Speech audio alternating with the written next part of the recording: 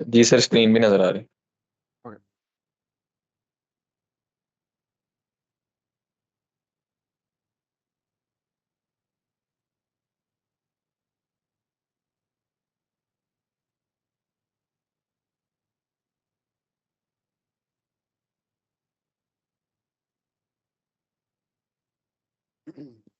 Continue करते हैं। Last time जितना पढ़ा था उससे आगे स्टार्ट करते हैं। Eliminating common factors from zero denominators, कि हमारी कोशिश रहती है कि हम एलिमिनेट कर दें जीरो को। कहाँ से? डिनोमिनेटर के अंदर से। तो उसके लिए हम करते ही हैं कि जो भी वैल्यू होती है हम उसमें से कुछ कॉमन निकल रहा है तो हम कॉमन निकाल देते हैं और फैक्टर्स बना देते हैं। अब अगर मैं इसके ऊपर लिमिट एज इट इज अगर अप्लाई करता हूँ, ठीक है, कि लिमिट अप्लाई कर दी दैट फंक्शन, तो हो जाएगा 1 का स्क्वायर +1 -2। ठीक है। और डिनोमिनेटर में भी ऐसे ही कुछ आएगा, वो आएगा 1 का स्क्वायर -1। ठीक है। तो जब हम सिंप्लीफाई करेंगे ऊपर भी जीरो आ रहा है, नीचे भी जीरो आ रहा है। तो लिमिट के अंदर हमने ये चीज पढ़ी थी बेसिक के अंदर, कि 0/0 का फॉर्म नहीं बनना चाहिए किसी भी हाल में। किसी भी कंडीशन के अंदर 0/0 नहीं आना चाहिए। अब हमने इसको 0/0 से बाहर निकालना है। तो उसका तरीकाकार क्या है? उसका तरीकाकार बड़ा सिंपल सा ये है कि हम इसके सबसे पहले फैक्टर देखेंगे कि फैक्टर बनते हैं कि नहीं। तो इसके फैक्टर्स बन रहे हैं फैक्टराइजेशन करके, कि हमारे पास x-1 और x+2 आता है। फैक्टराइजेशन हमें मालूम है, हम मिड टर्म ब्रेक करते हैं ठीक है, कि हम मिड टर्म वाली वैल्यू को ऐसे रखते हैं कि ऐड करें तो वही बने और मल्टीप्लाई करें तो -2 आ जाए। ठीक है, मतलब हमारा क्वेश्चन होती है इसके 1 है, ये 2 है, तो फर्स्ट एंट्री को लास्ट एंट्री से मल्टीप्लाई करते हैं, उसका जो आंसर आता है हमने वो बनाना होता है मिड टर्म ब्रेक के साथ ना। ठीक है। तो फैक्टराइजेशन के अंदर यही चीज हम मिड टर्म ब्रेक के लिए देखते हैं। खैर, अब हम इसको मिड टर्म ब्रेक ऐसे करेंगे कि मल्टीप्लाई करेंगे तो 2 आए, तो वो होगा प्लस का 2x और माइनस का x। 2 वन 2 होता है ना, तो मल्टीप्लाई करके हमारे पास 2 आ रहा है और प्लस माइनस करके हमारे पास x आ रहा है। अब हम इन दोनों में से मिड में कोई कॉमन निकलता है, वो है x कॉमन निकल रहा है x+2। इन दोनों में से कॉमन आ रहा है -1, बचेगा x+2। तो x+2 हम जब कॉमन निकाल देंगे तो हमारे पास बचेगा x-1।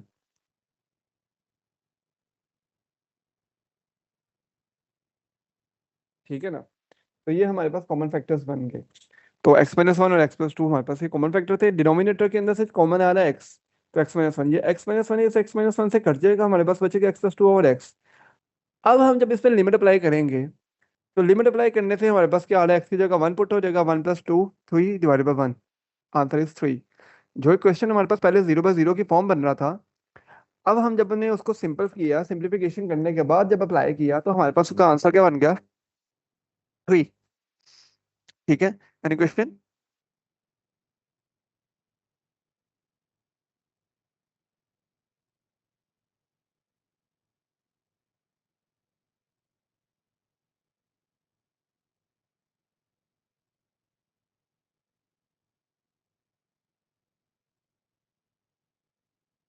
किसी को कोई क्वेश्चन है तो पूछ ले।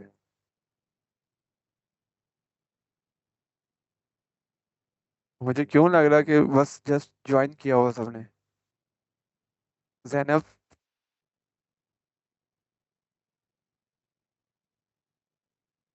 Yes sir. मतलब आवाज आ रही है सबको? क्या हमें यस सर यस। जी सर, आ रही है। समझ भी आ रही है कि नहीं आ रही? आ रही है सर जी। जी सर, समझ भी आ रही है, लिमिट हम लोग के आ रहे हैं। नेक्स्ट क्वेश्चन है, एक एक हमने टाइप डिस्कस कर ली कि अगर उसमें से कुछ कॉमन आ रहा है, कोई फैक्टर्स बन रही हैं, तो हम फैक्टराइजेशन कर लेती हैं। ठीक है। नेक्स्ट टाइप आते हैं, अगर हमारे पास वैल्यू स्क्वायर रूट में आ जाए और लिमिट अप्लाई करने के बाद अगर हम इसको स्क्वायर रूट में लिमिट अप्लाई करती हैं, तो जहां पे एक्स है उसकी जगह क्या पुट होगा इस मरतबा? 0 +100 और आगे -10। ठीक है, डिवाइडेड बाई 0। तो ये 0 डिवाइड में तो आ गया सिंपल सा जब डिवाइड में 0 आ गया तो ये हमें अच्छे से पता है कि हम इसको सिंप्लीफाई नहीं कर सकते।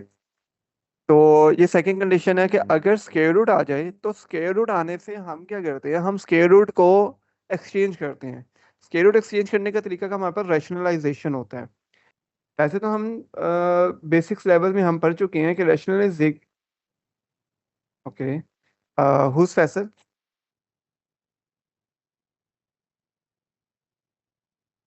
Yes sir. ये फैसल मिकी माउस कौन है?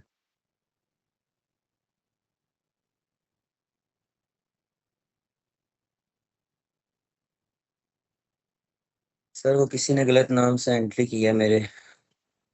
ओके, रिमूव करेंगे, अपने नाम से आएगा तो एंड कर देंगे।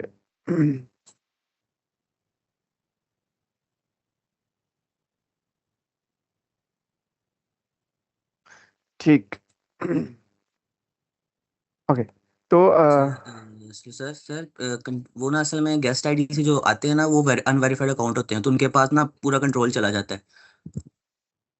नहीं नहीं, मैं वो कंट्रोल किसी के पास, इवन मैं अभी इवन रिमूव आप भी लोगों के हुआ पास हूँ भी ना। कंट्रोल नहीं है। हाँ, मैं भी रिमूव भी हुआ हूँ, मैं आपसे बात करते करते रिमूव हो गया हूँ। अच्छा, वो एक्चुअली जिसको ऐड करते हैं ना हम, तो ऐड करते साथ ही उनके पास ना अथॉरिटी होती है। लेकिन जी अभी इस टाइम किसी के पास भी अथॉरिटी नहीं है, क्योंकि मैं उसको चेंज कर देता हूँ, उसकी अथॉरिटी खत्म कर देता हूँ। ठीक है। ठीक है, तो अभी किसी के पास भी अथॉरिटी नहीं है। वो एक ठीक है जो सर। अननोन पर्सन आया था वो ही था, उसको मैंने रिमूव कर दिया। ठीक है सर, थैंक यू। ठीक है, ओके। हम डिस्कस कर रहे थे, अगर हमारे पास क्वेश्चन स्क्वायर रूट वाला आ जाता है और वो 0/0 की फॉर्म बन जाता है, तो हम उसको रैशनलाइज करते हैं। रैशनलाइज का प्रोसीजर क्या होता है कि हम उसी वैल्यू से मल्टीप्लाई और डिवाइड करते हैं और दरम्यान में साइन चेंज कर देते हैं। वैसे तो हम लोगों ने पढ़ा रैशनलाइज हम तब करते हैं जब डिनोमिनेटर में स्क्वायर रूट आ जाए। ठीक है, लेकिन यहाँ पे डिनोमिनेटर बल्कि न्यूमिनेटर में स्क्वायर रूट है, लेकिन फिर भी हमें उसको रैशनलाइज करना ही करना है। तो मैं रैशनलाइज करूंगा इसको। ठीक है, क्योंकि 0 पे ये अनडिफाइन है, 0 के पास पास ये डिफाइन है। तो हमने 0 पे चेक करना कि 0 पे इसका आंसर क्या होना चाहिए, एग्जैक्ट आंसर क्या होना चाहिए, तो उसके लिए हम रैशनलाइज करते हैं। ठीक है, यार आपकी क्लास का सीआर भी नहीं आया। चलो जी, आप क्लास में हो? सॉरी फहद, अच्छा मैं आपको ना प्रेजेंटर बना रहा हूँ, ठीक है। और देख लीजिएगा, कोई एंटर अभी डिफरेंट नेम से ये बंदा आ रहा है, और वो फैसला के नाम से जा रहा है, फैसला से लगता है ज्यादा प्यार है उसका।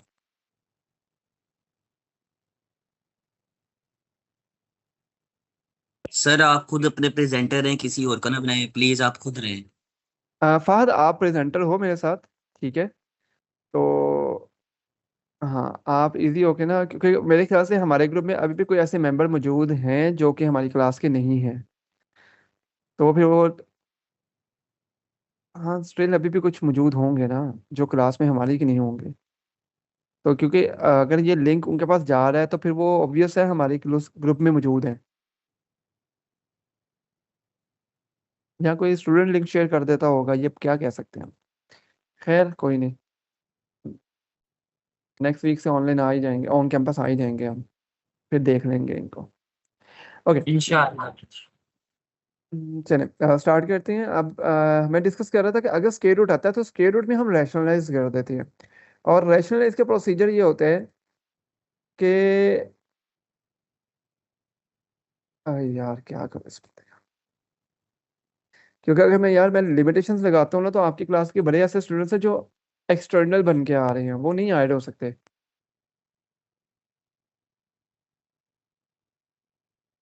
ओके, ये अतीकुर रहमान आपकी क्लास है, बस देख लेना जो आपकी क्लास की उसको ऐड करते जाओ।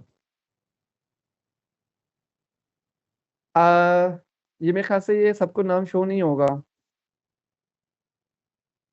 सर जो भी आ रहा है, सर जो भी आ रहा है ना, या जितने भी क्लास में मौजूद हैं उनसे एक दफा कहें कि वो बोले हैं, वो कुछ बोले हैं, क्योंकि फिर वेरीफाई कर लेंगे, हम लोगों को पता लग जाएगा कि ये हमारी क्लास का है, ये हमारे क्लास का नहीं है। क्योंकि जो खामोश होता है वो तो फिर आपको पता कर ही रहेगा। ठीक है अब्दुल्ला भाई, ठीक है। एक्चुअली मुझे देखनी पड़ेगी सारी एक्सेसिबिलिटीज। मीटिंग लॉक कर दे।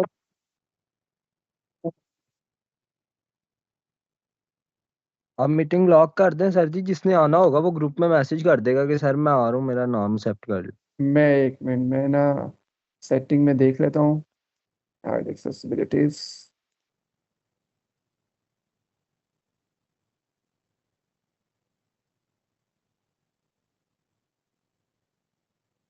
वालेकुम अस्सलाम, कैसे हैं? नहीं नो इश्यूज। पानी नहीं आया तो पानी नहीं आया। पानी आया ही नहीं है।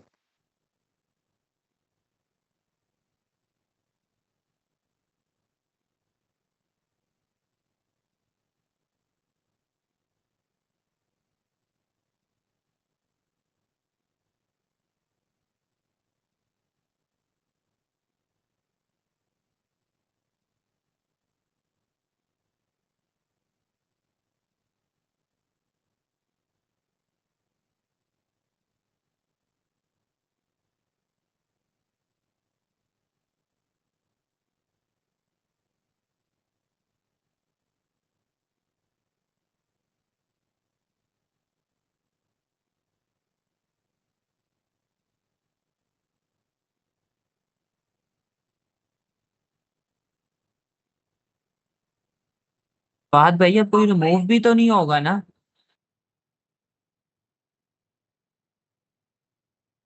ठीक हो गया, ओके।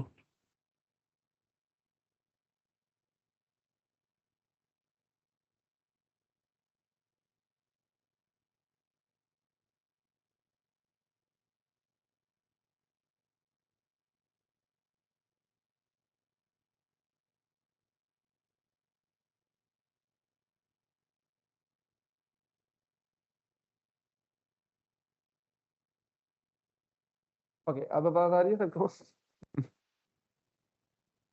चलिए। अच्छा, खैर मैं ये कह रहा था कि हमने जब इसमें आते हैं स्क्वायर रूट में आते हैं तो हम रैशनलाइज करते हैं।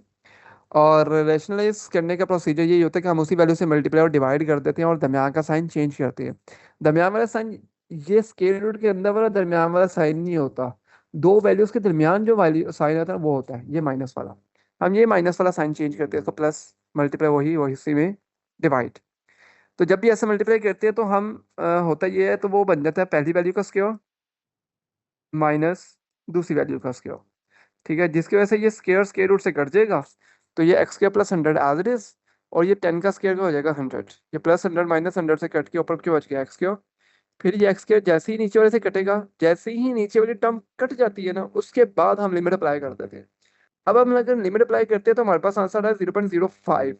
इसका मतलब ये 0.05 वाला वैल्यू ऐसी है जो कि ओपन इंटरवल की थी। और हमने एक्चुअल आंसर निकाल दिया कि ये वो आंसर है जहां पे फंक्शन अपना आंसर नहीं दे सकता था। ये वो पॉइंट है, ठीक है, रेंज का। समझ आ रही मेरी बात? तो अगर हम देखते हैं ना, लाइक मैं पीछे आता हूँ दोबारा ग्राफिकल वे से जो हमने लास्ट टाइम भी डिस्कस किए थे। जैसे यही क्वेश्चन लेते हैं।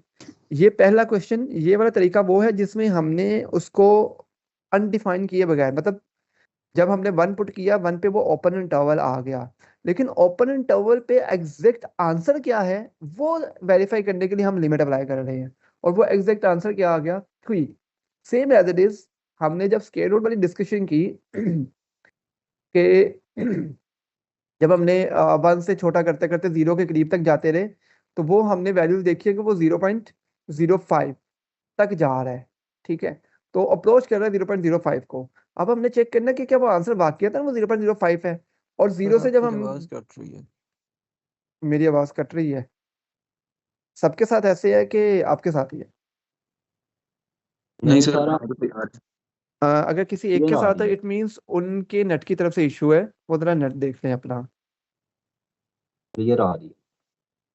चले, थैंक यू। तो इसका मतलब जब हम लिमिट अप्लाई करके जो हम आंसर लेते हैं ना वो आंसर वो होता है जहां पे फंक्शन अनडिफाइन हो रहा होता है। ठीक है ना? तो ये आंसर वो आंसर है जहां पे हमारा ओपन इंटरवल है कि 0.05 पे ये चीज ओपन इंटरवल है और इसी चीज को वो अप्रोच कर रही थी और यहीं को जा रही थी वो। ठीक है,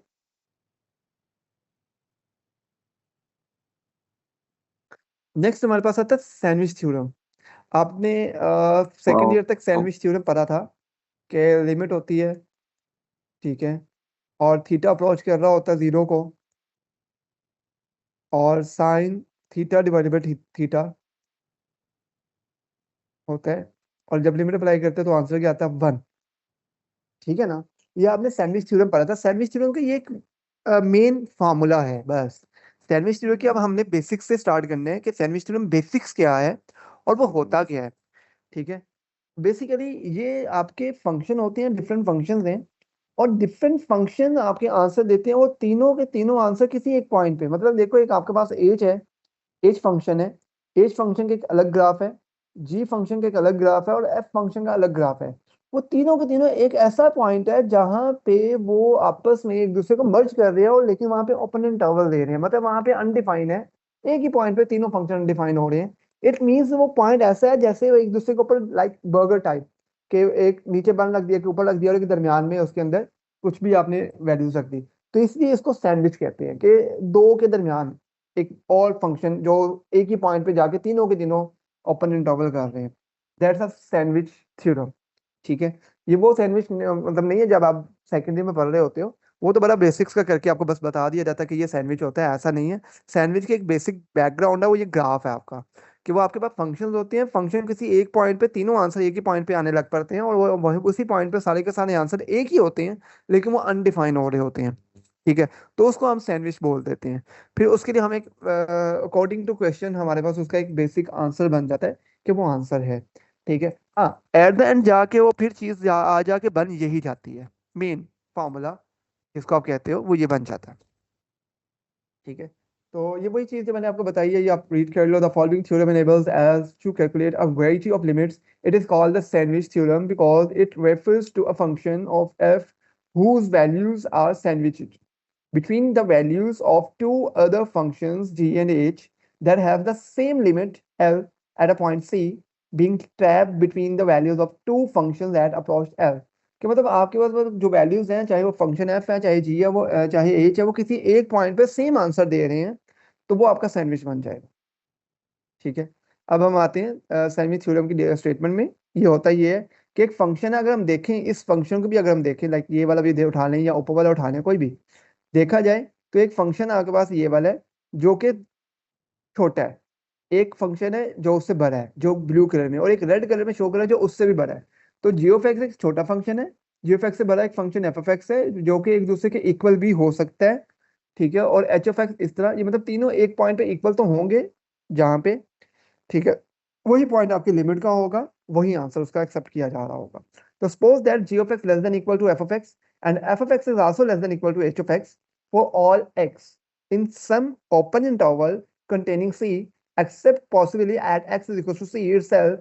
suppose also that कि जो लिमिट है g of x की अप्लाई करो और जो लिमिट h of x की अप्लाई करो वो l आ रही है और f of x की भी वही लिमिट आ रही है, मतलब एक लेफ्ट हैंड लिमिट, एक राइट हैंड लिमिट और एक एग्जैक्ट लिमिट। ठीक है, आपने ये भी पढ़ा हुआ है, left hand limit right hand limit भी पढ़ी हुई है आपने चीजें। ठीक है, और एक एग्जैक्ट लिमिट जो हमारी कंटिन्यूटी में जाती है। ये कब होती है? जब हमारे पास फंक्शन डिफरेंट आ रहे होते हैं ना और हमने उसकी कंटिन्यूटी चेक करनी होती है। खैर इसमें हम left and right hand limit की बात नहीं करेंगे, लेकिन ये चीज कुछ उस तरह की मिलती जुलती है। ठीक है, यही आगे फिर फर्दर हम इसको लेफ्ट एंड राइट में लेके जाएंगे। अब जैसे हमारे पास एक गिवन फंक्शन है, वो कहता है कि ये फंक्शन है जिसमें 1 माइनस एक्स के ओवर 4 है जो कि लेस देन है एक यू ऑफ एक्स फंक्शन के, और यू ऑफ एक्स जो फंक्शन है वो लेस देन है 1 प्लस एक्स के ओवर 2 के। मतलब आप यहाँ पे एक्स की कोई भी टर्म पुट कर लो, 0 1 2 3 4 5 कोई भी टर्म पुट कर लो, उस टर्म पे वो कोई ना कोई एक आंसर देगा। वो जो भी आंसर होगा, यहाँ मतलब मैं कहता हूँ मैं यहाँ पे 0 पुट कर दिया तो ये आ गया 1 जो कि लेस देन इक्वल है यू के, और इधर भी 0 पुट कर दिया, ये भी 1 आ गया जो कि लेस देन इक्वल है यू के। मतलब 0 पे एग्जैक्टली ये हमारा आंसर दे रहा है एक पॉइंट पे जो कि सैंडविच पॉइंट है जहाँ पे इक्वलिटी आ गई है। ठीक है, तो यहाँ पे उसने बता दिया कि फॉर ऑल एक्स इक्वल 0 के अलावा बाकी चेक करने हैं। चलो हम 1 रखते हैं, हमने 1 रखा तो 1 माइनस 1/4 मतलब 1 माइनस 0.25, तो ये आंसर आ गया 0.75। इसका आंसर आ गया हमारे पास 0.75। ठीक है, और यहाँ पे किया तो 1 प्लस ये आ गया 1.5, तो ऑब्वियस है 0.75 छोटा होता है 1.5 से। तो ये आपके फॉर्मूले के अंदर आप कोई भी एक्स की वैल्यू पुट करते हो आपके पास एग्जैक्टली आंसर देता है। अब उसने क्या है कि आपने हर पॉइंट पे चेक करना सिवाय x is not equal to 0 के। इसका मतलब जो हमारी लिमिट है वो 0 पे हमने चेक करनी है कि 0 पे क्या दे रहा है, समझ रहे हो? क्योंकि जहां पे वो फंक्शन हमारा डिफाइन नहीं हो पा रहा है या जहां पे वो कह रहा है यहाँ पे ये लिमिट है कि ये नहीं हो सकता, हमने एग्जैक्टली उस पे जाना है कि वो क्या है। बात समझ आ रही है? सर ये दोबारा रिपीट कीजिएगा। ओके, मैं ये कह रहा हूँ कि हमने लिमिट के अंदर इस चीज को देखना है। अब देखो इसने कह दिया for all x is not equal to zero, it means कि जीरो पे ये फंक्शन हमने चेक नहीं करना, वो लिमिट लगा दी ना हमने, और जो लिमिट लगा दी उसी को लिमिट में हमने अप्लाई कर देना कि यहाँ पे क्या आंसर होगा, जहां को अप्रोच, अगर हम यहाँ को अप्रोच करवाएं तो क्या आंसर बनना चाहिए उसका। ठीक है, तो वो आंसर हमने चेक करना है। अब हमने लेफ्ट फंक्शन पे भी लिमिट अप्लाई की, जो ग्रेटर देन फंक्शन है उसमें भी लिमिट अप्लाई की, दोनों में आंसर क्या आ गया 1। इट मीन अगर यू ऑफ एक्स पे हम जीरो की लिमिट अप्लाई करेंगे तो वो 1 आंसर देगा। ठीक है, मैं कहता हूँ कि 1 जो सा है वो लेस देन इक्वल है एक वैल्यू के एक्स के, और एक्स लेस देन इक्वल है 1 से। इसका मतलब क्या होता है, जब दोनों तरफ सेम फंक्शन आ जाते हैं इट मीन्स कि वो इक्वल है उसी के। ठीक है, तो एग्जैक्ट जो यू ऑफ एक्स की लिमिट होगी वो 1 हो जाएगी। तो ये एक आपका सैंडविच थ्योरम होता है। ये क्लियर?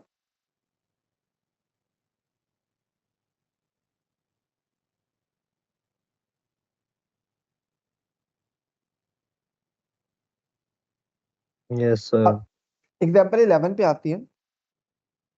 अब हम आहिस्ता आहिस्ता ट्रिग्नोमेट्रिक फंक्शन में जा रहे हैं। एक्स फंक्शन के लिए तो हमने बिल्कुल सिंपल सा पढ़ लिया, वो हम अप्लाई करते हैं और उसमें आंसर देख लेते हैं, वेरीफाई कर लेते हैं, बस बात खत्म। अब हम आते हैं ट्रिग्नोमेट्री में, जहाँ पे हमारे मेन सैंडविच हम पढ़ चुके हैं। जो ओके, तो sandwich theorem has establish several important limits rules, like limit sine theta अगर है और थीटा अप्रोच कर रहा हो जीरो को, तो साइन जीरो पे आंसर जीरो होता है, हमें अच्छे से पता है। और कॉस अगर होता है तो कॉस जीरो पे आंसर 1 होता है। तो वो कहते हैं for any function F, limit जो है एक्स अप्रोच कर लो सी को, फंक्शन एफ ऑफ एक्स का एब्सोल्यूट ले तो वो जीरो बन जाए, इंप्लाइज अगर हम जीरो पुट सी पुट करते हैं, कोई भी वैल्यू पुट करने से हमारे पास आंसर क्या आ जाए, जीरो आ जाए।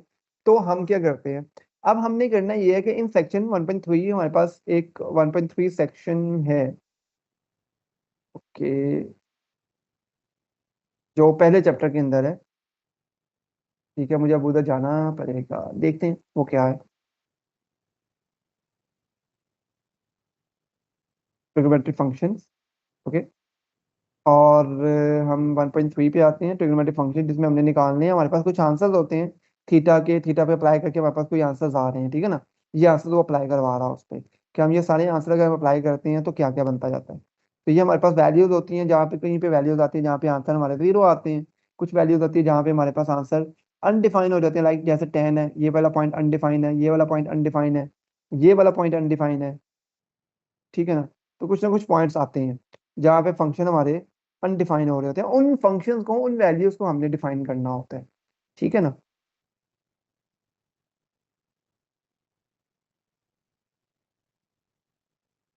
तो खैर मैंने आपको वो दिखा दिया 1.3 बेसिकली हमारा ट्रिग्नोमेट्रिक फंक्शंस का एक पॉइंट है, तो हमने वहीं पे आना है। ओके तो वी स्टार्ट। तो वो कहते हैं कि हम 1.3 का एस्टेब्लिश करते हैं, तो थीटा जो साइन थीटा है, अगर मैं कहता हूँ कि साइन जीरो पे जीरो है, तो अगर हम पॉजिटिव का थीटा पुट करते हैं तो आंसर बड़ा होता है, नेगेटिव का थीटा आंसर पुट करते हैं तो आंसर छोटा होता है, वो नेगेटिव का आंसर दे रहा होता है ना, जो हमारा फंक्शन है। और फंक्शन में हम अगर पॉजिटिव का 60 पुट करते हैं तो हमारे पास आंसर आता है स्क्वायर रूट 3/2, नेगेटिव का 60 पुट करते हैं वो नेगेटिव स्क्वायर रूट 3/2 आता है, तो मतलब लेस देन होता है। तो वो कहता है कि साइन थीटा इसी के अंदर आता है, लेकिन आप चाहे पॉजिटिव का 60 पुट कर लो चाहे नेगेटिव का 60 पुट कर लो, आंसर सेम होता है, लेकिन सिर्फ साइन का फर्क होता है, यही है। तो वही चीज हम अप्लाई करते हैं कि साइन थीटा में हम कोई भी वैल्यू थीटा की पुट करें तो एक आंसर वो नेगेटिव में देगा, एक आंसर वो पॉजिटिव में देगा, इसी के अंदर रहेगा, इससे बाहर वो आंसर में नहीं जाएगा। तो हमने वो चेक करना है कि एक नेगेटिव का थीटा एक पॉजिटिव का, और अगर कोई ऐसी वैल्यू आ जाए कि मतलब नेगेटिव साइन थीटा हमारे हमारे पास नेगेटिव थीटा दे रहा है साइन, ठीक है, और एक तरफ पॉजिटिव थीटा दे रहा है, ठीक है, तो अगर इसको मैं इक्वालिटी प्रूव करता हूँ, इक्वालिटी लेता हूँ, तो फिर हम ले लेते हैं साइन थीटा, जिसको हम एब्सोल्यूट में रख लेते हैं, इसमें रख लेते हैं एब्सोल्यूट वैल्यूज में रख देते हैं। ठीक है, जब भी ये फॉर्म इस तरह की बनती है ना, तो फिर हम उसको इक्वल फंक्शन कहते हैं ना, जब किसी के भी, कि वो हम फिर एब्सोल्यूट में ले लेते हैं, या तो इधर एब्सोल्यूट लगा देते हैं या राइट साइड पे एब्सोल्यूट लगा देते हैं, किसी एक पे एब्सोल्यूट लगा देते हैं, कि वो बता देता है कि ये एक मतलब पॉजिटिव में था और एक मतलब नेगेटिव में था। जैसे मैं एक क्वेश्चन लेता हूँ, लाइक मैंने कह दिया -2, सॉरी, मैंने कह दिया -2 लेस देन इक्वल है एक्स के, और लेस देन इक्वल है वो 2 के, दोनों तरफ आ क्या रहा है 2, इट मीन्स मैं इसको कह सकता हूँ x इक्वल है एब्सोल्यूट वैल्यू ऑफ 2। ठीक है, कि हम जब इसको एब्सोल्यूट को खत्म करेंगे, एक मतलब प्लस में और एक मतलब माइनस में, तो आंसर लिखते ही है, ऐसे ही है ना, तो हम वो लिख देते हैं। क्लियर है ये बात?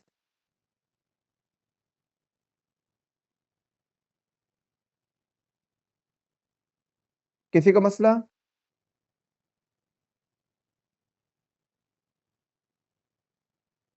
No sir. ओके, अब यही वैल्यू हम पुट करते हैं, थीटा के कोई भी वैल्यू पुट कर दो, पॉजिटिव थीटा का एक आंसर बनेगा, एक नेगेटिव थीटा का एक हमारे पास आंसर बन जाएगा। तो पॉजिटिव थीटा का एक ग्राफ ये बन रहा है, सॉरी नेगेटिव थीटा का, पॉजिटिव थीटा का ग्राफ ये बन रहा है, और साइन थीटा का ग्राफ हमारा पता है वो -1 से 1 के अंदर मूव करता रहता है। ठीक है, मतलब हमें हमें ग्राफ पता है कि साइन थीटा का आंसर ये चलता है, ग्राफ इसी फॉर्म में चलता है, मैक्स उसका +1 होता है और मिनिमम उसका -1 होता है, इससे ऊपर इससे नीचे ग्राफ नहीं जाता। ठीक है, तो ये हमारे पास आंसर है इसका, सिंपल। और अगर हम कहते हैं 1 - cos थीटा, तो वो एक तरफ 0 है और एक तरफ थीटा है, क्योंकि हमारे पास cos थीटा = 1 है ना, तो +1 हो तो जाके -1 हो जाएगा, या cos थीटा हो तो जाके -1 हो जाएगा, तो 1 - cos थीटा हो जाएगा ये। तो 1 - cos थीटा एक तरफ 0 आ जाएगी, एक तरफ थीटा आ जाएगा। तो अगर हम इस पर लिमिट अप्लाई करते हैं, थीटा 0 तो आंसर 0 कब देता है? जब थीटा 0 होता है। cos थीटा 0, cos 0 पे 0 1, तो 1 - 1 इज 0। इट मीन वो 0 पे अपना ग्राफ वो है जो सा वो करेगा, सैंडविच करेगा। ठीक है, अब मेन हमारे पास सैंडविच का जो अगला पॉइंट आता है, वो कहता है कि if function f of x वो लेस देन और जी ऑफ एक्स के, तो for all x in some open interval containing c except possible at x equals c itself and the limit of the f and g both exist at x approaches c, then कि वो limit approach कर रही हो और उसको verify कर रही हो, उस पर हमारा आंसर दे रही हो, तो हमने देखना उसमें। तो the assertion resulting from replacing the less than or equal to inequality by the strict less than inequality in theorem 5 in false, कि हमारे पास जो ये थ्योरम है, ये लेस देन जो थ्योरम 5 हो गया, या हमने सैंडविच थ्योरम की जो डेफिनेशन पढ़ी है वो हो गई, ये लेस देन इक्वल पे आती है, खाली लेस देन पे नहीं आती, या खाली ग्रेटर देन पे नहीं आती। ये लेस देन इक्वलिटी के साथ होगा तो ये हम थ्योरम अप्लाई करते हैं, अगर ये इक्वलिटी के साथ नहीं है तो फिर हम ये अप्लाई भी नहीं करते। ठीक है,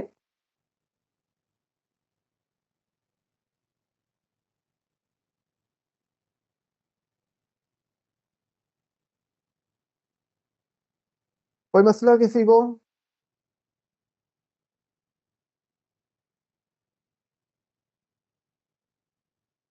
नो सर।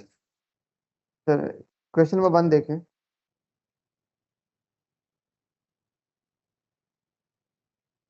हमें एक ग्राफ दिया गया है, सर आपकी स्क्रीन शो हो रही। नहीं शो हो रही, पहले भी नहीं हो रही थी।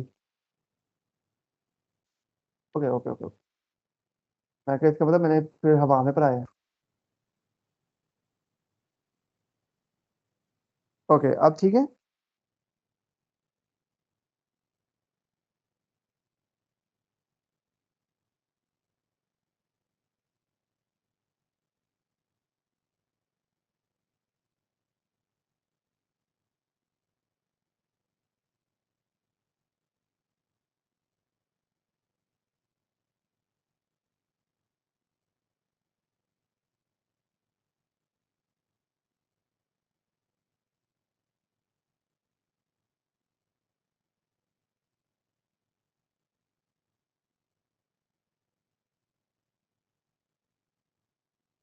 ओके, स्टार्ट करती है। Limits from graph for the function g of x graph here, हमें एक जी ऑफ एक्स का ग्राफ दिया हुआ है। ठीक है, फाइंड द फॉलोइंग लिमिट्स और explain why they do not exist, कौन सी चीज़ एग्जिस्ट कर रही है, कौन सी चीज़ एग्जिस्ट नहीं कर रही। तो वो कहता है limit x approaches to 1 g of x, तो क्या ये लिमिट एग्जिस्ट कर रही है? तो अगर हम 1 लिमिट अप्लाई करते हैं तो 1 लिमिट पे एक आंसर आ रहा है जो कि ओपन इंटरवल आ रहा है, और एक आंसर आ रहा है जो क्लोज इंटरवल आ रहा है, ऐसे ही है। इस पॉइंट पे तो एग्जिस्ट नहीं कर रही, यस सर। है ना, इस पॉइंट पे वो एग्जिस्ट नहीं कर रही, तो इसका मतलब इधर एग्जिस्ट नहीं करती। एट 2 के ऊपर एक ही आंसर दे रहा है, वहां पे एग्जिस्ट कर रही है। 3 पे एग्जिस्ट नहीं कर रही। 2.5 पे भी एक सिंपल एक आंसर आ रहा है, वो यहाँ पे करके कहीं आएगा मिड में। ठीक है, जो कि एग्जिस्ट कर रही है। तो ये आंसर्स हैं जहाँ पे ओपन इंटरवल हो जाता है, इट मीन वहां पे लिमिट एग्जिस्ट नहीं कर रहे, हम खुद से करवा रहे हैं, हम खुद से करवा रहे हैं। ठीक है, यहाँ ग्राफ में जहां पे भी जंप आ जाता है ना, जहां पे भी ओपन इंटरवल या ब्रेक करके जंप आ जाता है, तो वहां पे मसले आते हैं, वहां पे लिमिट के इश्यूज बनते हैं, और यही चीज हमारी कंटिन्यूटी के लिए इंपॉर्टेंट होती है। ठीक है, तो क्योंकि इसका अगला स्टेप हमारा कंटिन्यूटी का है, तो इसलिए मैं बार बार कंटिन्यूटी को साथ में बताई जा रहा हूँ कि कंटिन्यूटी बेसिकली होती क्या क्या है। ठीक है, सेम एज इट इज हम इधर फंक्शन की बात करते हैं, तो लिमिट -2 पे ओपन इंटरवल है, एग्जिस्ट नहीं कर रही, एग्जिस्ट ही नहीं कर रही। ठीक है, 1 -1 पे एक क्लोज इंटरवल है, एग्जिस्ट कर रही है।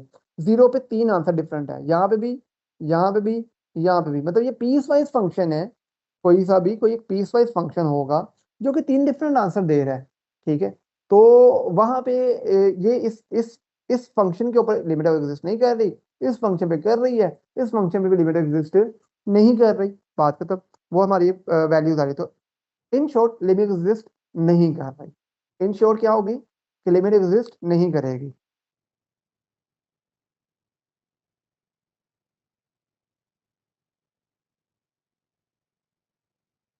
ठीक है, सेम क्वेश्चन 3 है, ये भी ऐसे ही चलेगा। हमने लिमिट एग्जिस्ट कहाँ का करनी है, कहाँ का नहीं करनी। तो कहता limit x approach 0 function f of x exist, 0 पे फंक्शन एग्जिस्ट कर रहा है, लेकिन कब कर रहा है, जब 1 हो, है ना। अगर वो 0 पे 0 आंसर दे रहा है तो वो लिमिट एग्जिस्ट नहीं कर रही, बात बड़ी सिंपल सी है। ठीक है, एफ ऑफ एक्स अगर 0 है तो क्या एग्जिस्ट कर रहा है, नहीं कर रहा। अगर फंक्शन में 0 पुट करके आंसर 0 आ रहा है, तो 0 तो आ ही नहीं ना रहा, 0 तो ओपन इंटरवल है, तो वो एग्जिस्ट नहीं कर रहा, हम खुद से उसको एग्जिस्ट करवा रहे हैं, तो ये फॉल्स में चल जाता है। ठीक है, ये वाले फॉल्स में चल जाएगा, क्योंकि एक पॉइंट पे 2 आंसर दे रहा है, फॉल्स में चल जाएगा। 0 पे आंसर 1 दे रहा है, ये बिल्कुल ट्रू है, 0 पे आंसर एक 1 दे रहा है, ये ट्रू में जाता है। 1 पे आंसर जो सा है वो 1 दे रहा है, तो 1 पे आंसर क्या दे रहा है, 0 दे रहा है, फॉल्स है। ठीक है, 1 पे आंसर क्या आ रहा है, 0 आ रहा है, या -1, -1 तो आ नहीं सकता, तो इससे 0 आ रहा है, तो ये फॉल्स है। तो ये इस तरीके से ट्रू फॉल्स है, इसमें मतलब ये प्लस माइनस, ये तो ये आपके ट्रू फॉल्स हैं, सिंपल से बेसिक्स को समझने के लिए, तो आप उसको देख लीजिएगा। ठीक है, अब ये क्वेश्चन है, कहता है ये बताइए आपने यहाँ पे लिमिट क्यों एग्जिस्ट नहीं कर रही। वो आपने बताना है कि एक्स बाई एक्स है, एब्सोल्यूट वैल्यू है, अगर मैं एक्स बाई एक्स को कट करूंगा तो आंसर देगा, अगर मैं वैसे लिमिट अप्लाई करता हूँ तो 0/0 की फॉर्म बनेगी, जिसको ऐसे एग्जिस्ट नहीं करती। तो यहाँ पे हमें खुद से एग्जिस्ट करवाने के लिए कुछ ना कुछ कॉमन निकालना पड़ता है।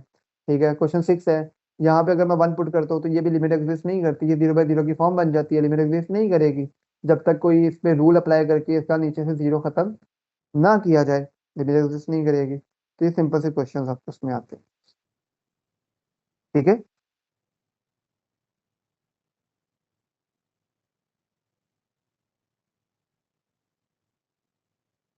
हेलो अस्सलाम वालेकुम। हेलो, वालेकुम सलाम जी, हो जाए।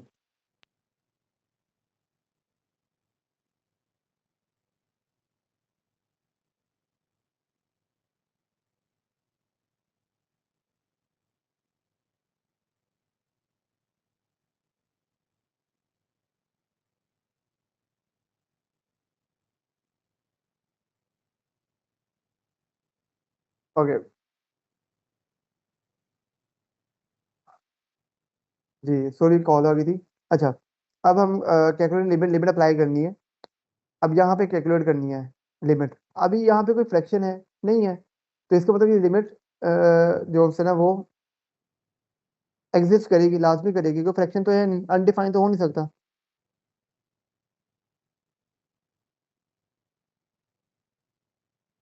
तो अगर हम लिमिट अप्लाई करते हैं तो क्या करेंगे, जहाँ पे एक्स होगा उसकी जगह क्या पुट हो जाएगा, -3, इट मीन्स -3 का स्क्वायर -13, तो आंसर हमारे पास क्या आएगा, -4। तो लिमिट एग्जिस्ट है। 2 पुट करें, जहाँ पे एक्स है उसकी जगह 2 आ जाएगा, 2 पुट करके एक आंसर आएगा। ठीक है, यहाँ पे 6 पुट करके आंसर आएगा, यहाँ पे -2 पुट करके आंसर, मतलब ये, हाँ यहाँ पे आके मसला आ सकता है कि हम 2 पुट करते हैं, आंसर अनडिफाइन होगा कि नहीं। ये लाजिम नहीं है कि फ्रैक्शन में हो तो अनडिफाइन होगा, हर पॉइंट पे तो अनडिफाइन नहीं ना होगा, कुछ पॉइंट्स होंगे जहाँ पे वो अनडिफाइन होगा।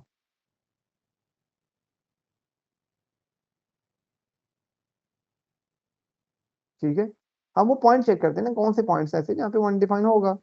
खैर, अभी वो कहता है 2, अगर हम 2 पुट करते हैं इसमें तो देखो 2 क्वेश्चन में 15 की बात कर रहा हूँ मैं, 2 into 2 plus 5 divided bye 11 minus 2 का क्यूब।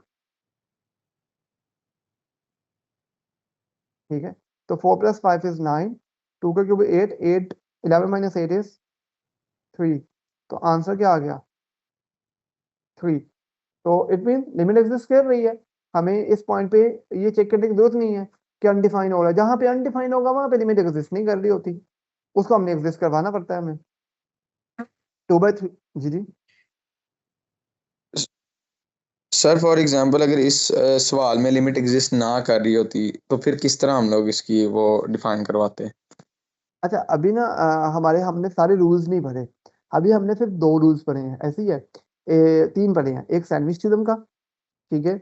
एक हमने पढ़ा हम फैक्टराइज करते हैं, कॉमन निकालते हैं, ठीक है, अलजेब्रा का।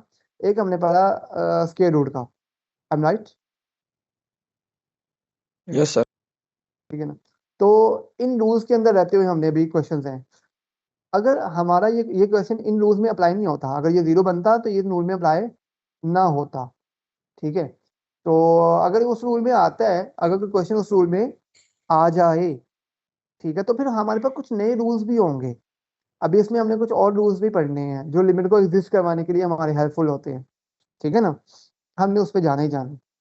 अब जैसे ये क्वेश्चन हम इसमें 2 पुट करते हैं, तो ये सारे पॉजिटिव के ये डिफाइन होगा ही होगा, ये भी डिफाइन होगा। ये 4 पुट करने से ये भी डिफाइन होगा। ये 0 पुट करने से ये डिफाइन होगा, हालांकि स्क्वायर रूट आ रहा है लेकिन डिफाइन हो रहा है। ठीक है, अनडिफाइन नहीं हो रहा। यहाँ पे 0 पुट करो, ये अनडिफाइन हो रहा है। क्यों? क्योंकि नीचे खाली एज है। जब एज की जगह 0 आएगा नीचे तो अनडिफाइन नहीं होगा। अब इसको करने का तरीका क्या होगा? क्वेश्चन नंबर 22, ये अनडिफाइन हो रहा है ना, हम इसको कैसे करेंगे? कौन बताएगा? सर इसको रैशनलाइज कर लेंगे। बिल्कुल, और रैशनलाइज करने के लिए क्या होगा, किससे मल्टीप्लाई डिवाइड करेंगे? ये 3h under root 3h plus 1 -1 आ जाएगा नहीं actually नहीं, सर। क्वेश्चन 21 जो सा वो डिवाइन डिफाइन है, वन डिफाइन नहीं हो रहा। मैं क्वेश्चन 22 की बात कर रहा हूँ। अच्छा अच्छा सर। सर फिर वो 5h प्लस 4 प्लस 2 आ जाएगा अंडर रूट में, +2 आ जाएगा, मल्टीप्लाई बिल्कुल ऊपर ऐसे ही है। नीचे करना। बिल्कुल ऐसे ही है। 5h + 4 + 2, हम इसी से मल्टीप्लाई और इसी से डिवाइड कर देंगे। क्यों? क्योंकि ये 0/0 की फॉर्म बना रहा था। ठीक है, और हमने कब तक इसको करना है, मतलब ये मतलब हमने इसको लिमिट अप्लाई नहीं करनी, मैंने बताया था, जब तक नीचे से ये एज खत्म नहीं हो जाता, क्योंकि अनडिफाइन तो यही कर रहा है। ठीक है, जब हम इस तरह की वैल्यूज को मल्टीप्लाई करते हैं तो ये ऊपर वाली वैल्यू a² - b² बन जाएगी। तो इसकी वजह से बनेगा 5h + 4 -4, और नीचे वैसी वैल्यू वो सारी की सारी एज इट इज आ जाएगी। तो +4 -4 से कट जाएगा, ऊपर बचेगा 5h। और फिर हम इस h को नीचे वाले h से कैंसल आउट करके और लिमिट अप्लाई कर देंगे। ठीक है, तो उससे हमारे पास एक आंसर आ जाएगा।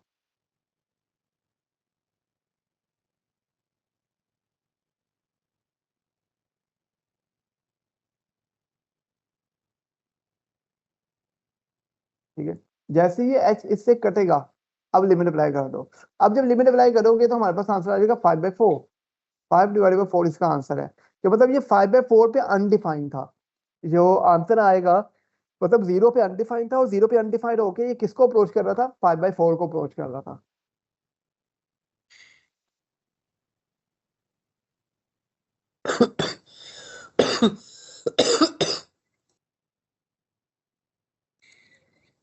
ओके, कोई क्वेश्चन?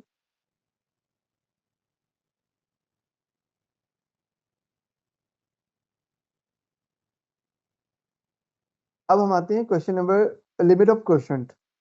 अब ये जो क्वेश्चन है ये अनडिफाइन हो रहे हैं, इसमें हमने जो रूल्स पढ़े हैं ना वो लगेंगे, लाजमी लगेंगे। अगर मैं x की जगह 5 पुट करता हूँ ये 0/0 बनता है। इधर x की जगह -3 पुट करूंगा ये 0/0 बनेगा। तो इसको करने के लिए क्या करेंगे? नीचे वाला बन रहा है a² - b², a + b और a - b। ठीक है, मतलब ये बन जाएगा x - 5 डिवाइडेड बाय x का स्क्वायर -5 का स्क्वायर।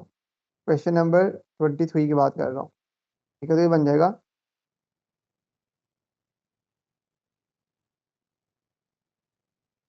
ये आ जाएगा x -5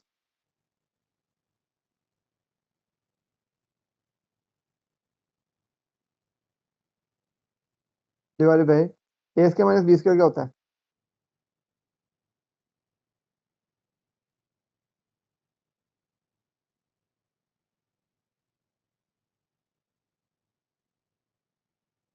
एक मिनट लैब ए से प्लस कुछ बी ए माइनस बी हो जाएगा। हाँ ए प्लस बी और ए माइनस बी हो जाएगा, तो हो जाएगा x+5 और x-5।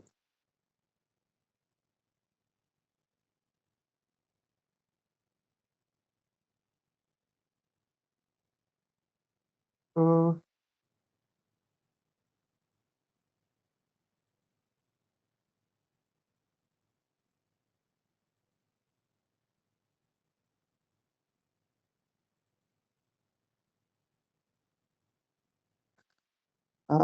ये लिख नहीं रहा इधर, ऊपर तो लिख रहा नीचे क्यों नहीं लिख रहा? अब लिख रहा।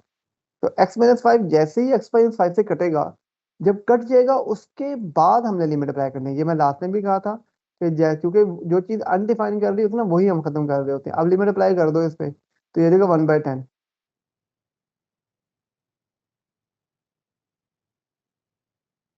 समझ आ रही है?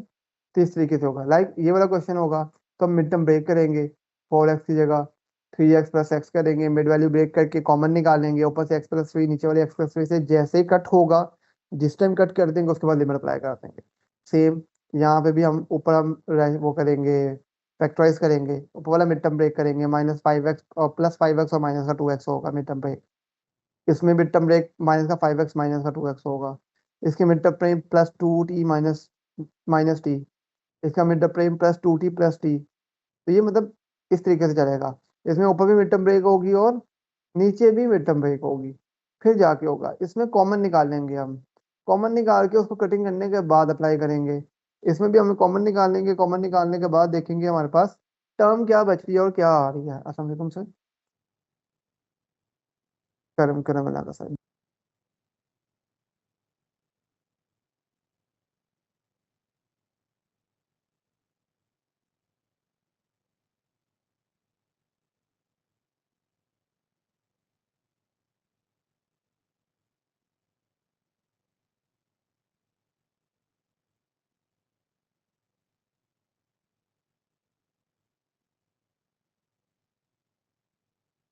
जी कोई क्वेश्चन किसी को?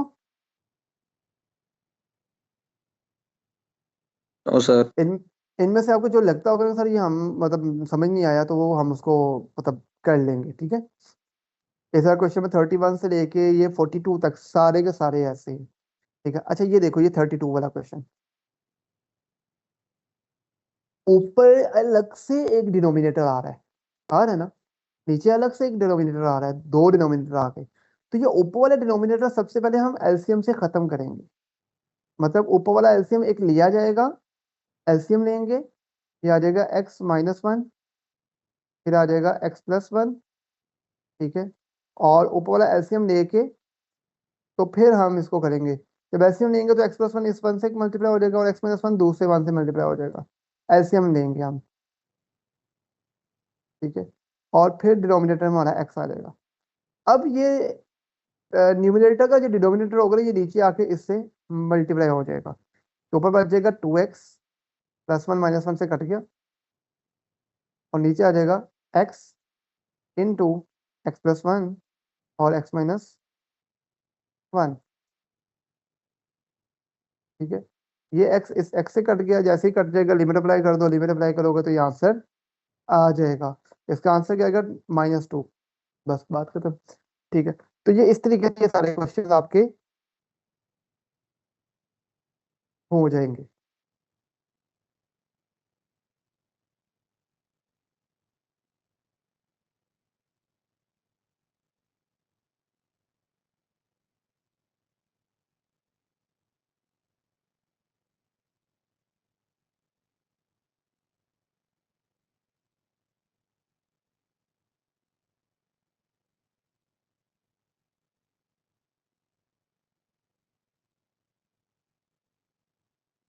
अच्छा नेक्स्ट आते हैं हमारे पास ट्रिग्नोमेट्रिक फंक्शंस। ट्रिग्नोमेट्रिक फंक्शन में हमने लिमिट 0 अप्लाई कर दो, साइन 0 पे 0 होता है, 2 मल्टीपल 0 0, 2 माइनस 1 इज -1 एग्जिस्ट कर रहा है, हमें कोई और चीज लगाने की जरूरत नहीं है। सेकंड 0 पे 0 होता है, 10 पाई बाई 3 पे क्या होता है वो लगा देंगे, पाई बाई 3 होता है आई थिंक 60, और 60 पे इसका आंसर आता है स्क्वायर रूट 3। ठीक है, यहाँ पे 0 पुट करो, cos 0 पे 1 होता है, साइन 0 पे 0 होता है, तो 1/3 इसका आंसर होगा। तो हमने लिमिट अप्लाई करते जाना है, ये सिंपली है, इसमें कोई ऐसी चीज नहीं है जो अनडिफाइंड कर रही हो। ओके, अब ये देखो क्वेश्चन में 51 वो कहता है सपोज कहते हैं लिमिट x, अगर x अप्रोच करे 0 को, ठीक है, अगर x अप्रोच करे 0 को तो f ऑफ x क्या होगा, किसके इक्वल होगा, 1 के। f ऑफ x किसके इक्वल हो जाएगा, 1 के। और लिमिट अगर x अप्रोच करे 0 को तो g ऑफ x किसके इक्वल हो जाएगा, -5 के। तो कहता है name the rules in theorem, हमने रूल्स के नेम्स लिखने हैं, that are used accomplish steps a b and c of the following calculation. अब पहला स्टेप क्या है, ये लिमिट है, तो अगर लिमिट हमारी डिवीजन में होती है, ये क्वेश्चन रूल है, क्वेश्चन रूल में अगर मतलब डिवाइड में हो तो हम ऊपर वाली लिमिट अलग और नीचे वाली लिमिट अलग, तो ये क्वेश्चन रूल लग गया यहाँ पे। इसके बाद जो ये आ रहा है ये क्वेश्चन रूल बन गया। अब क्वेश्चन रूल लगाने के बाद हमने किया, ये दो फंक्शन आपस में माइनस हो रहे हैं, तो दोनों फंक्शन की लिमिट अलग हो रही है, और नीचे दोनों फंक्शन की पावर आ रही है, तो इसका पावर रूल लग गया कि लिमिट पावर के अंदर चले जाएगी। ठीक है, फिर उसके बाद हम क्या करेंगे, अब दोनों इस ऊपर वाली लिमिट अलग हो गई, तो ये 2 एक कांस्टेंट टर्म है कि एक टर्म अगर किसी फंक्शन से मल्टीप्लाई होती है तो 2 बाहर आ जाता है, फंक्शन अंदर चल जाता, लिमिट अंदर चल जाती है। ये हमने रूल पढ़ा था। और नीचे यहाँ पे हमारे पास इस फंक्शन की लिमिट अलग है, इसकी फंक्शन की लिमिट अलग है, ये सम रूल है, हम सम रूल लगा देंगे। ठीक है, और बाद में हम लिमिट अप्लाई कर देंगे फंक्शन में। जब हम 0 पुट करते हैं तो एफ ऑफ एक्स का आंसर क्या आ रहा है, 1, तो एफ ऑफ एक्स की जगह 1 लगा दिया, और जी ऑफ एक्स की जगह क्या आ रहा है, -5, तो जी ऑफ एक्स की जगह -5 लगा दिया, और बाद में सिंप्लीफाई करके हमारे पास आंसर आ गया, बस बात करो। ठीक है, सेम क्वेश्चन में 52 है, हमने रूल्स बताने हैं, कौन से रूल्स लग रहे हैं, ठीक है, और बाद में उसमें अप्लाई करके ओपन कर दिया। सेम क्वेश्चन में 53 है, उसने बता दिया अगर एक्स सी है, सी कोई भी एक नंबर हो सकता है, और वो नंबर सेम है फंक्शन एफ ऑफ एक्स के लिए भी और जी ऑफ एक्स के लिए भी। अब जब हम अप्लाई करते हैं तो एफ ऑफ एक्स का आंसर 5 आ जाएगा, जी ऑफ एक्स का आंसर आएगा -2। तो जब इसमें अप्लाई करेंगे तो हम इस पे पहले प्रोडक्ट रूल लगा देंगे। प्रोडक्ट रूल क्या होगा कि limit x approaches to c function f of x, product rule है, तो फिर डॉट लगा के फिर लिमिट आ जाएगी दोबारा से, x approaches to c g of x। अब एफ ऑफ एक्स में लिमिट c अप्लाई करके आंसर क्या आ रहा है, 5, और जी ऑफ एक्स करके क्या आ रहा है, -2। तो जब हम इन दोनों का मल्टीप्लाई करेंगे तो आंसर इज -10। ठीक है, तो बस हमने इस पे रूल्स लगाने हैं, कौन से, लिमिट्स के रूल्स लगाने हैं सारे के सारे, और उसके थ्रू हमने इसका आंसर बताना है। ठीक है, जो रूल्स हमने पीछे पढ़े हैं मैं दोबारा आपको दिखा देता हूँ, सारे के सारे रूल्स।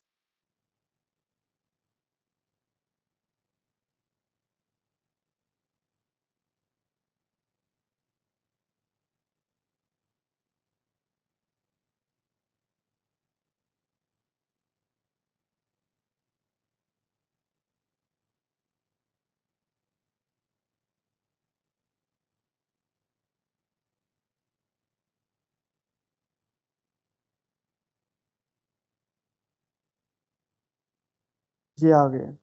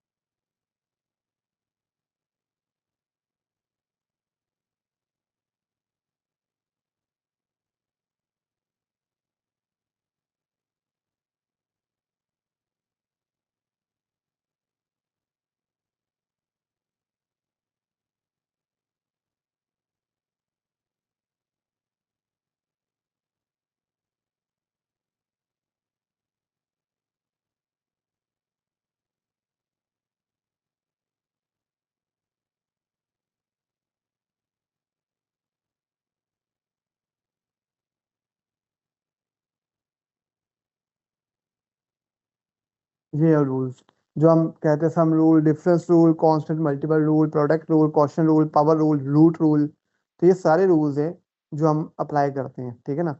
और उसमें जब कहना आपने रूल्स अप्लाई करना है तो ये रूल्स के नाम क्या है, वो नाम यहाँ से आपने देख के अप्लाई करते हैं।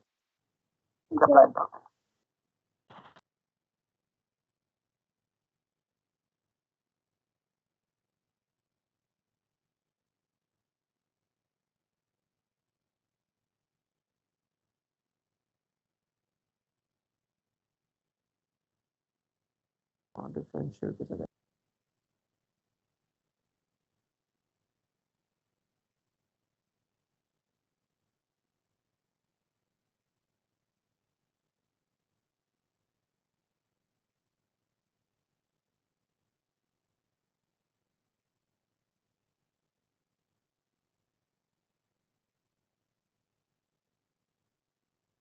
फिर आपका question number F of x है, वो कहता है एक्स 1 है तो फंक्शन एफ ऑफ एक्स में 1 पुट करो।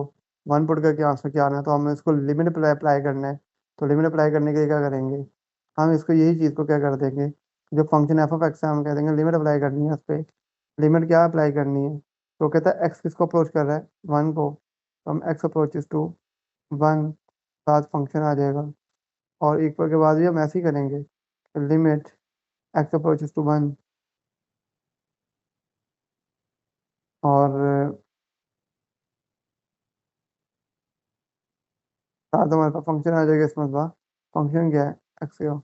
अब लिमिट अप्लाई करेंगे, लिमिट अप्लाई करके हम आंसर निकाल देंगे। इधर -2 पुट करेंगे, इसमें पॉजिटिव का 2 पुट करेंगे, इसमें नेगेटिव का 2 पुट करेंगे, इसका पॉजिटिव का 7, इसमें एक्स की जगह 0 पुट करेंगे, उससे क्या आंसर आ रहे हैं, और सिंपल से हमने वो आंसर्स बताने हैं। और ये सारे डिफाइन हो रहे हैं, कोई ऐसा फर्क नहीं है इसमें। और जो ना डिफाइन हो रहा हो तो हमने सर उसके ये जो 3 रूल। हम्म। सर ये दोबारा से बताइएगा कहाँ से वैल्यू वैल्यू कहाँ लिखेंगे जो आप कह रहे हैं दीनी ऊपर जहाँ -2 पुट करने हैं। ये देखो, ये इक्वल बताया ना, एक्स इक्वल 1 के है, तो वो लिमिट हमारा एक्स अप्रोच करेगा 1 को। यहाँ पे लिमिट क्या है, एक्स इक्वल टू -2, तो लिमिट क्या होगा, एक्स अप्रोच करेगा -2 को। इसमें लिमिट क्या दी हुई है, एक्स इक्वल टू 2, तो यहाँ पे एक्स क्या होगा, 2। अच्छा ये लिमिट दी हुई है, हाँ, ओके हो गया ये आपने लिमिट में बना थैंक देनी है यू। उसको। उसने बताया होगा कि value this limit for the given value of x, कि जो गिवन वैल्यू ऑफ एक्स है ये उसकी लिमिट है।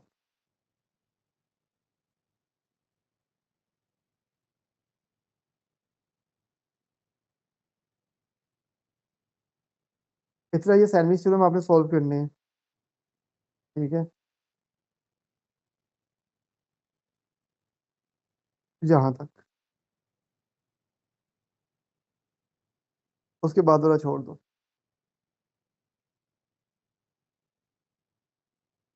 फिर उसके बाद हमने करने हैं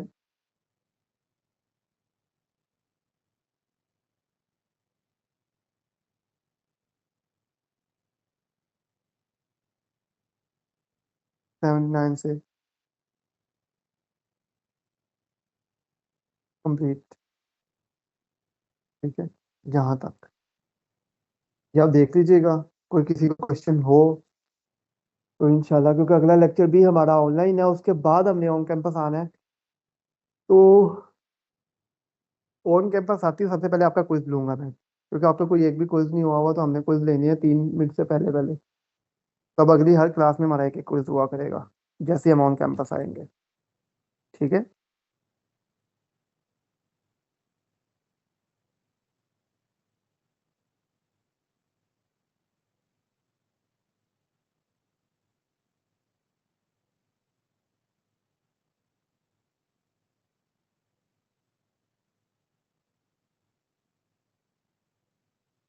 है, आज का लेक्चर बस इतना ही है।